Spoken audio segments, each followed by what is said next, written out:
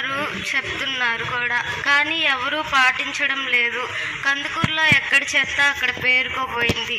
ఈరోజు సీఎం గారు వస్తున్నారని అందరూ చెత్త తీయడం జరిగింది, కానీ రోజు కూడా అలా క్లీన్ చేయాలని చెప్తున్నాను. అందరూ మన ఊరు మనమే క్లీన్ చేసుకోవాలి, ఎందుకంటే భూమి మీద నివసిస్తున్నాం కాబట్టి.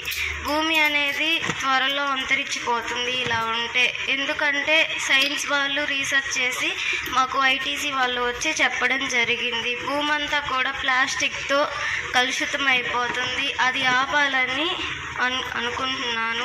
నేను వచ్చే సంవత్సరం కూడా ఇలానే నా పాత పుస్తకాలు, పేపర్స్ రీసైక్లింగ్ ఇస్తాను. మీరు కూడా ఇక్కడ ఉన్న వాళ్ళందరూ పుస్తకాలు మరియు ప్లాస్టిక్ రీసైక్లింగ్ చేయడం వల్ల భూమి అంతా కూడా ప్లాస్టిక్తో కలుషితం అవ్వకుండా జరుగుతుంది. అలాగే మనల్ని మనమే కాపాడుకోవాలి.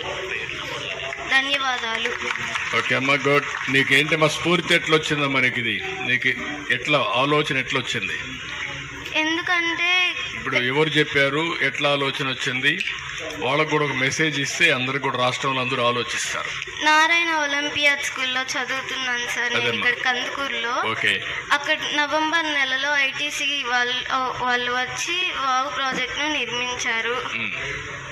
నిర్మిస్తే వాళ్ళు మేము వాడిన పాత పుస్తకాలు, పేపర్స్ తేవడం వల్ల కాస్తైనా చెట్లు కొట్టేయడం తగ్గుతుందని చెప్పారు. 1000 కేజీల పేపర్ చేయడం కోసం 10 సంవత్సరాలు ఉన్న 22 చెట్లుని నరకాల్సి వస్తుందని అన్నారు. అందుకని నాకు ఇలా చెయ్యాలనిపించింది. కొన్ని చెట్లనే నా వల్ల సేవ్ అవుతాయి కదా. ఎంతమందికి చెప్పావమ్మా నువ్వు ఈ విషయం? చాలా మందికి చెప్పాను. చెప్పావమ్మా? విన్నారు నీ మాట? విన్నారు. బుక్స్ కూడా ఇచ్చారు సార్.